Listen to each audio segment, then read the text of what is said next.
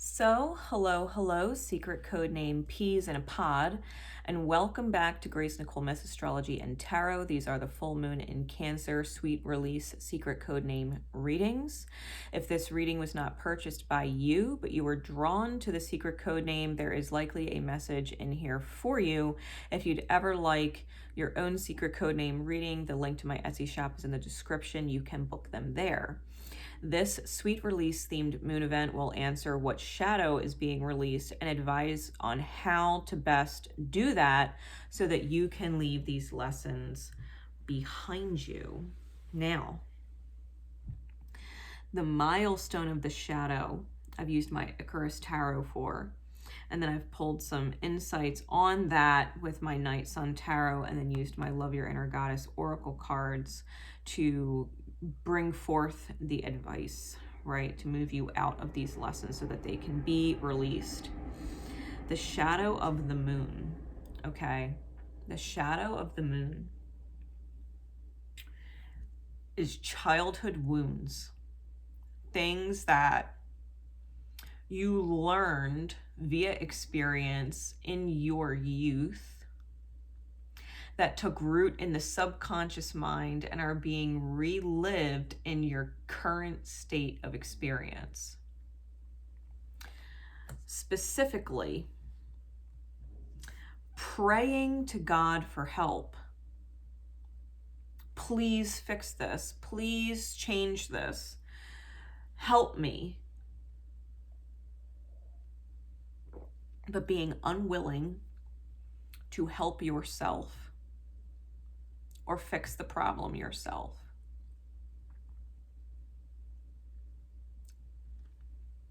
Wanting and praying for God's support, but not supporting yourself.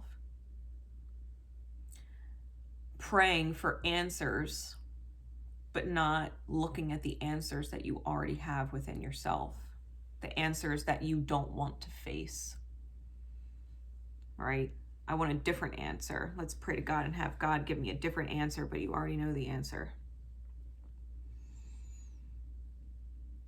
The clarifying cards that came out to help you understand this, we have the Knight of Cups clarified by the Page of Pentacles and the Nine of Coins clarified by the Page of Cups.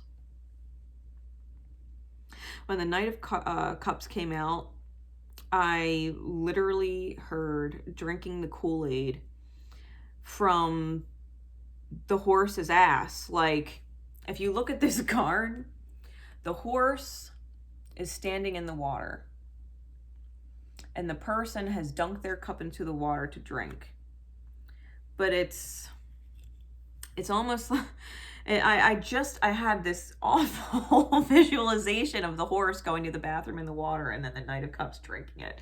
So, and it's because, and this sneaky, like if you see the actual face on this Page of Coins, he's very conniving, right? Very conniving. Like he planned it almost, you know? It's like the horse, even if the Page of Coins did something to the water, like the horse won't drink it, but the knight is, you know, drinking the Kool-Aid because he's innocent and doesn't see, you know, what is going on from this sneaky, conniving, troublemaking looking individual.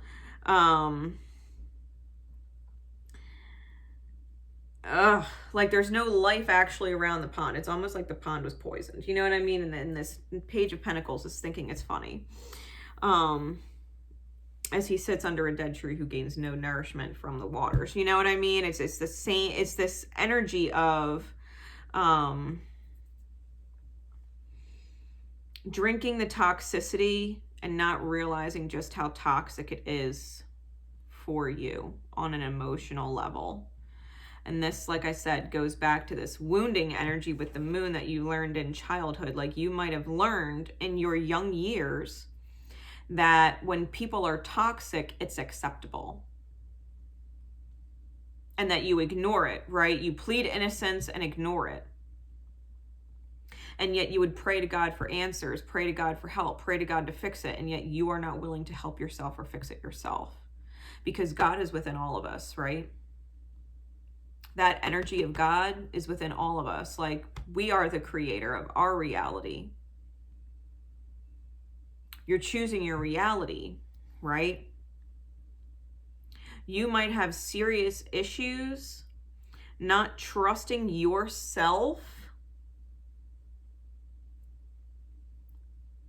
single. But when you're single, right, the Nine of Coins denotes a very single type energy, an independent energy. It's all tied up. But yet when you are single, something tells you, you can see something's telling you, it's like you're hearing spirit, like, don't drink it. Don't drink it. Have you forgotten that? Don't drink the toxicity. Don't drink the toxic emotions of another.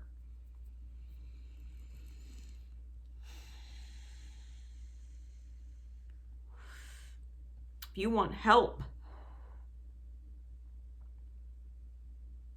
stop drinking the toxic Kool-Aid. There is literally no life inside this water, not a fish to be seen. The leaves on there are shriveled up, like the flowers are shriveled. It's not a very healthy looking card.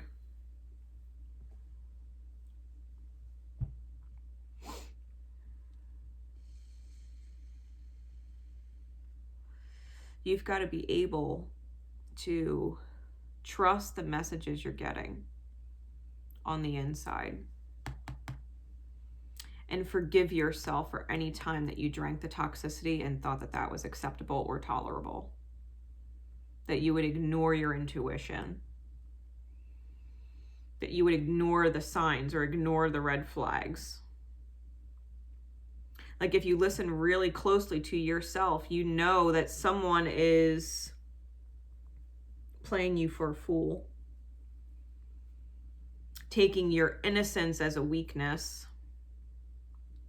Taking your purity as a weakness.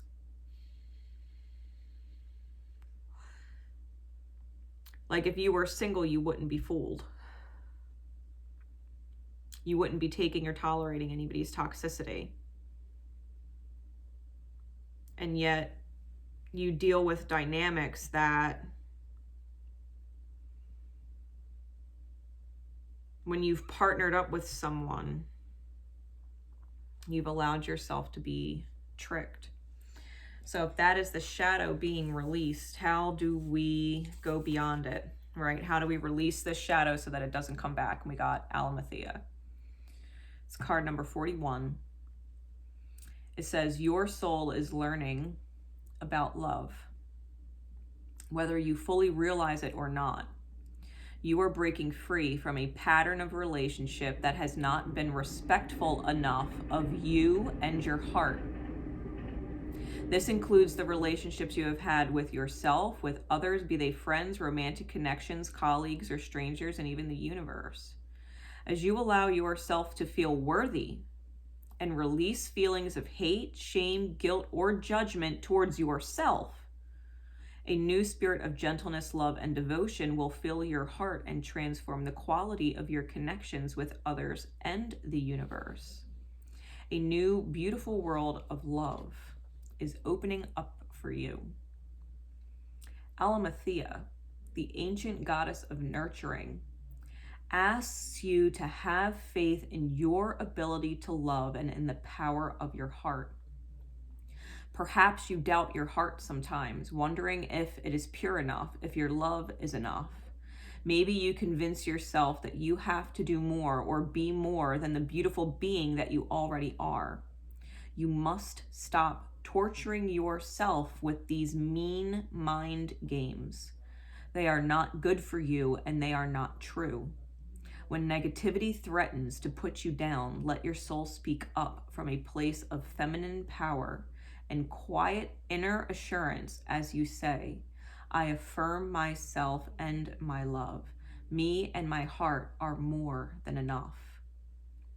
Your heart is one of the special ones. It has the capacity to love in an unusually expansive way. Your heart is one that can care for the whole world. Within your heart is a healing warmth that can touch people, even complete strangers, and change lives for the better. You don't need to try and make this happen. It happens naturally when you are just being yourself. Alamothea, the goddess who soothes, reassures you of your heart's power and value now, and that how you love is more than enough. She reminds you to open your heart to yourself, to love yourself too.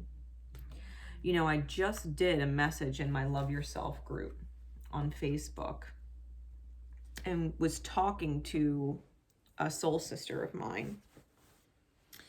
And I said, it's okay to love another person.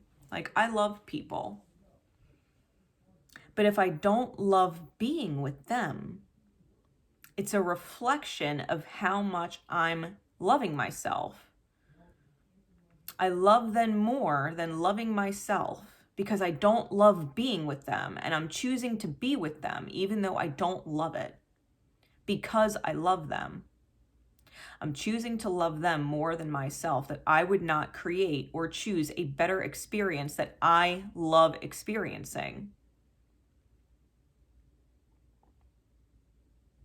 Think about that.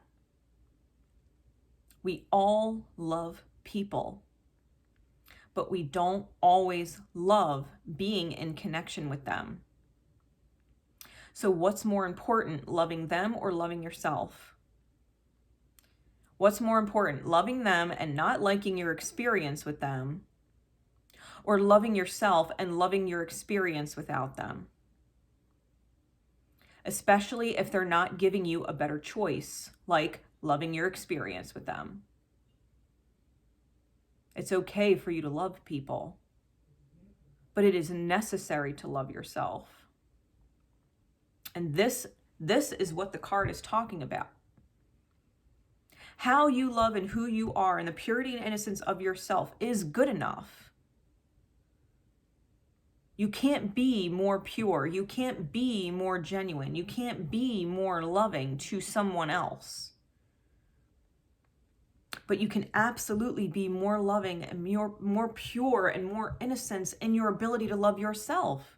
If you love someone but not your experience with them, then you are not loving yourself when you choose to stay in the experience with them.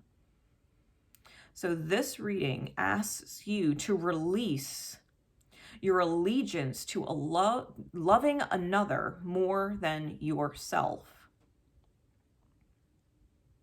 Love them, end your experience with them, or continue to not love yourself because you love them and their toxicity more. You choose. You choose. Do you love them more than yourself? That you would sacrifice loving your experience to love them? Because this is what needs to be released in order for you to leave these lessons of loving the self and how important it is behind. Do you keep drinking the toxicity and being fooled by the shadow, knowing that you are fully capable of reading energy and people and not accepting toxic bullshit entering into your sacred place of being? Because misery loves company, and you're either two peas in a pod in misery, or you love yourself and you're loving your experience with the people who love you, and you're two peas in a pod in love with your experience together, friends, romantic or otherwise. Peas in a pod is the secret code name. Whose pod are you in? Whose pod are you in?